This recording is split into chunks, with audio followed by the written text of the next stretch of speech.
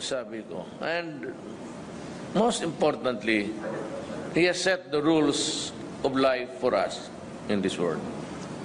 And if I may just mention it in passing, although it is not part of my speech, ako po'y natuto magbasa ng Bible.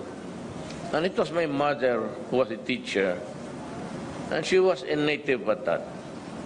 Yung laking Mindanao lang. Mistisa Maranao. But she guided me. She converted into being a Christian. Basa-basa ng Bible. Then she came up with this, hinanap niya. The seasons of life.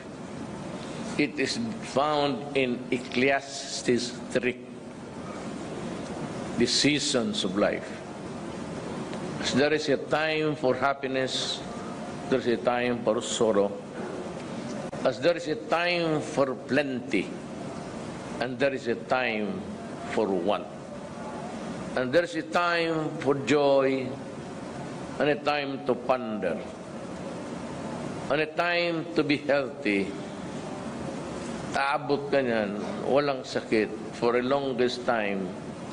Then as you grow old, a time to be sickly. A time to may mga ambisyon ka, and a time also to be disappointed.